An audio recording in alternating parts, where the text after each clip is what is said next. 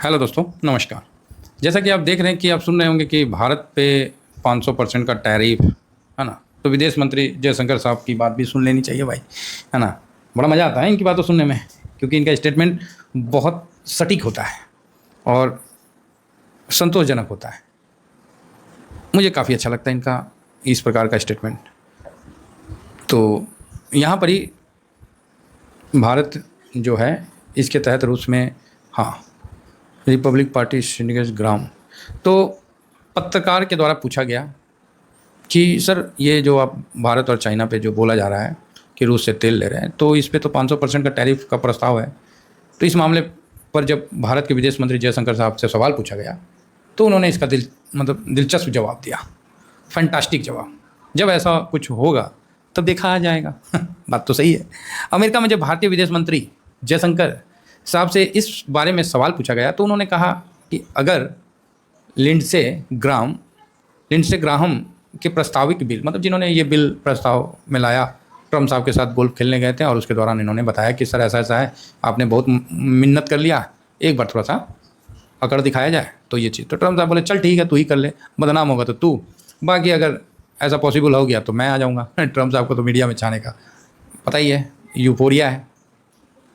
ठीक है, तो वही हमारे जयशंकर साहब ने बोला है, जो लिंडसे ग्राहम के प्रस्तावित बिल से, मतलब जो उन्होंने बिल किया है अपने कांग्रेस में, अपने सांसद में, भारत के हित प्रभावित होते हैं तो उसे गंभीरता से लिया जाएगा। कोई भी बिल आप पास करिएगा भारत के पक्ष या विपक्ष में तो इसको गंभीरता से ही ना लिया जाएगा। बाकी ऊर्जा और सुरक्षा से जुड़े भारत के हित कि हमको क्या क्या प्रॉब्लम है, हमको ऊर्जा और जो सुरक्षा है, इन दोनों से जुड़े जो बातें थे वो ग्राम को समझा दिया गया। ग्राम बोले तो वहाँ का नेता जो है उसको समझा दिया गया और स्पष्ट तौर पर बता दिया गया है। ठीक है, और वो भी इस बात को सुन के एग्री करेंगे और क्या करेंगे, क्योंकि रसिया ने तो पूरा लिस्टे से शामिल कर दिया कि भाई पेट्रोल और उसका मतलब ऑयल को छोड़ के भी तो देख लो, बाकी तो तुम ही हो हमसे लेने वाले। भारत चाइना को क्यों झूठ मूठ का घसीट रहे हो?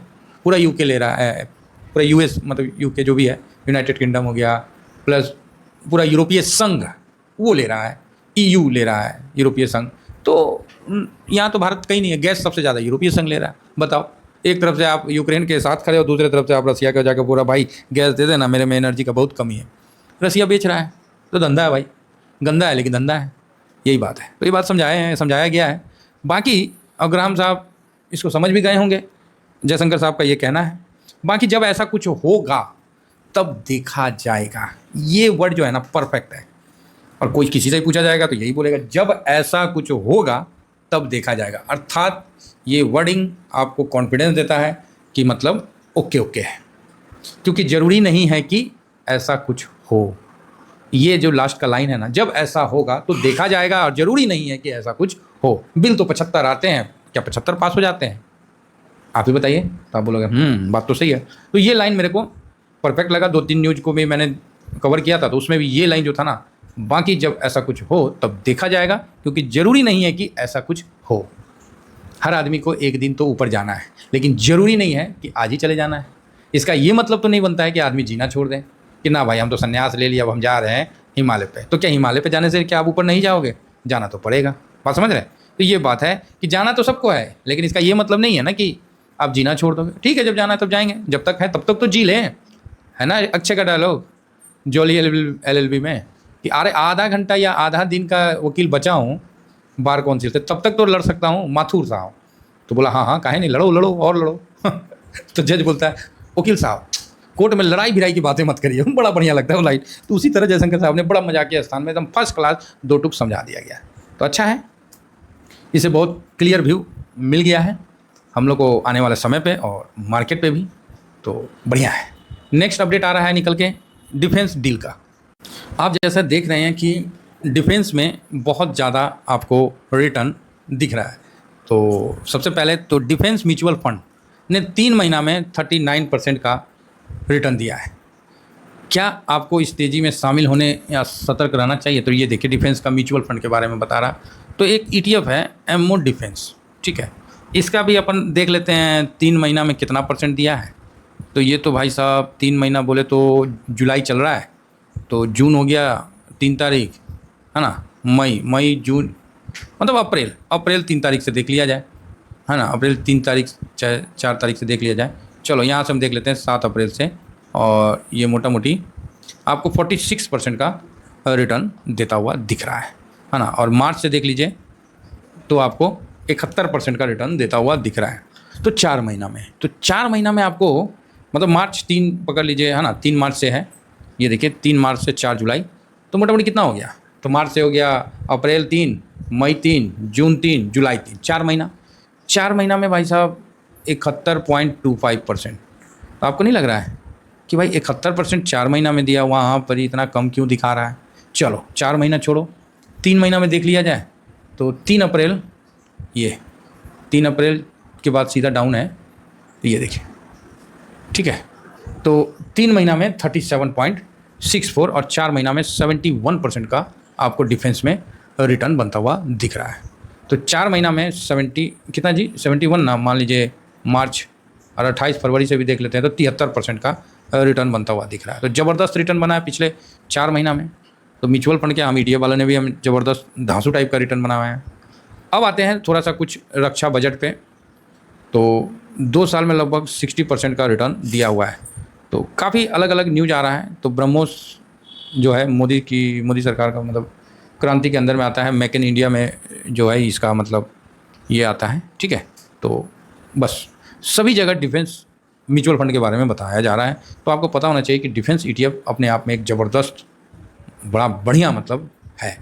तो इस पर हम लोग स्टॉक नहीं जानते, हम लोग भैया ETF जानते हैं। अभी म्यूचुअल फंड आया ना तो ETF जानते हैं।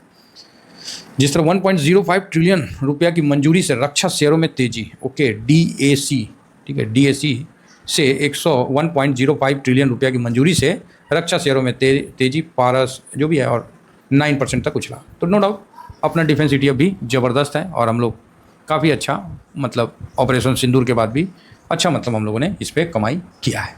किस पे, एमओ डिफेंस पे। तो डिफेंस ETF हम लोग के लिए बहुत ज़बरदस्त साबित हुआ है। तो आप बोलोगे अच्छा, हाँ जी बिल्कुल सही है। एक बहुत गिरावट चल रहा था, तो ये ज़्यादा पुराना नहीं है, ये मतलब देख लेंगे अगस्त में दिख रहा है, बाकी एक्चुअली तो NSE वाला में दिखेगा कितना है। तो काफ़ी गिरा भी था और वहाँ से काफ़ी अच्छा बढ़ा भी है। जब डिफेंस ETF इसको क्रॉस यहाँ आया था ना, ये जो टकरा के गिरा था, तो मैं उस समय ही बोला भाई साहब जब यहाँ से यहाँ आ सकता है ना, तो ये टकरा के जो गिर रहा है ये अपॉर्चुनिटी दे रहा है। और अगेन देखिए एक हाई बना के एक रेंज में डिफेंस वाला कर रहा है। तो मोदी सरकार का विजिट अभी बढ़ गया है, तो इससे उम्मीद है कि डिफेंस में अच्छी तेज़ी आएगी, ऐसा मेरा मानना है। जैसा कि आप जानते हैं कि डिफेंस ETF काफ़ी नीचे आया था 55 के पास, और अभी सीधा वहाँ चला गया 97 के पास, हाई बनाया था 102 का, वहाँ से थोड़ा सा डाउन में है। तो ठीक है, हम लोगों ने इस लेवल में भी आनंद लिया था। इस लेवल में भी जब आया था तो हम लोग बोले थे भाई टेंशन लेने की बात नहीं है, ये अच्छा मतलब देगा। भाई खड़ा दिया, थोड़ा सा साइडवेज हो रहा है। तो अभी डिफेंस का काफ़ी अच्छा मतलब है, क्योंकि आप देख रहे हैं कि दुनिया डिफेंस में काफ़ी अच्छा मतलब है। और ऑपरेशन सिंदूर के बाद जो पाकिस्तान ने इतना ज़्यादा अटैक करने के बावजूद भी हम लोगों ने उसको मार के गिराया, तो हमारा डिफेंस सिस्टम दुनिया के नज़र में आ गया। तो स्वाभाविक है कि हमारा डिफेंस सिस्टम यहाँ से अच्छा रैली दिया है। तो आप ही बताइए, इतना ज़्यादा रैली देने के बाद कुछ समय थोड़ा सा मार्केट क्या शांत नहीं रह सकता है? तो उसी बेस पे थोड़ा शांत किया है। यहाँ पर ही इसके लिए कुछ नहीं है, इसके लिए आपका प्रॉफिट बनता है, आप प्रॉफिट बुक करो। अदरवाइज़ इसमें एक चीज़ याद रखिए, जो स्विंग करने वाले हैं वो करंट मार्केट प्राइस पे आप बाय करिए, ठीक है, एक लॉट लगाइए, और 5% ऊपर गया आप प्रॉफिट बुक कर सकते हो, अगला दिन फिर लगा दो, कोई इसमें डाउट नहीं है। नीचे 10% डिफेंस है, अगेन 10% की गिरावट पे ही आपको नेक्स्ट लॉट लगाना है। मैं भी सोच रहा था, क्योंकि डिफेंस वाले में अभी मैंने SIP मारा था, तो आप बोलोगे कैसा SIP, तो मेरा 25,000 का मैंने डिफेंस पे लगा रखा था, इतना का। तो वहाँ से फिर क्या हुआ, मैंने देखा कि भाई साहब ये तो अभी निकला, मैंने फिर ठोक दिया, ठीक है। कहाँ 28-30% था, तो वहाँ से अभी 17% के आसपास, लेकिन लॉट अब बड़ा हो गया। जो भी लॉट है वो मैं आपको अपने टेलीग्राम पे दे दूंगा। तो यहाँ डिफेंस में आप इसको रेंज में मत बांधिए। 111 का वर्तमान में टारगेट है, फिर 120 में, नीचे 120 का, नीचे 87 आता है तो बहुत अच्छा है, नहीं आएगा। और अभी जहाँ पर ही रुक रहा है 96, 95, ये बड़ा मतलब यहाँ पर ही रुक रहा है, यहाँ से नीचे आ नहीं रहा है, ठीक है। बाकी 200 मूविंग एवरेज से ये थोड़ा है डिस्टेंस पे है, तो कुछ दिन अगर साइडवेज भी हो जाता है तो कोई दिक्कत वाली बात नहीं है। बहुत अच्छा रिटर्न बना के हमने कमाया, 20% बुक किया, फिर मैंने रुक गया। मैं बोला नहीं, इसमें होल्ड करना पड़ेगा, इसको लंबा ले चलना पड़ेगा। और देखिए बढ़िया मतलब रिटर्न हमारे को बना के दे रहा है। तो जो भी है, मैं आपको इसका जो क्या बोलते हैं स्क्रीनशॉट मैं अपना टेलीग्राम पे अपडेट करता हूँ। तो ये मेरा टेलीग्राम है, चैनल है, तो ये फ्री चैनल है, इसको जरूर ज्वाइन करिए। और साथ में मेरा स्विंग में, इसमें मैं स्क्रीनशॉट दूंगा, तो इसको भी जरूर ज्वाइन करके रखिए। और ये शॉर्ट स्विंग है। देखिए क्या होता है ना कि हर चीज़ फ्री में नहीं दिया जाता है, क्योंकि उसका वैल्यू नहीं होता है। इस चीज़ को आप भी समझते हैं। तो इसीलिए मैक्सिमम आदमी TVSM स्विंग को ज्वाइन करके रखिए। हाँ, बढ़िया रहेगा, बहुत कुछ आपको समझ में आएगा। और हम लोग ने प्रॉफिट बुक किया, बट डिफेंस पे प्रॉफिट बुक नहीं किया है। इतना ही कहकर अपनी वाणी को विराम देता हूँ। Thank you very much. जय हिंद, जय भारत।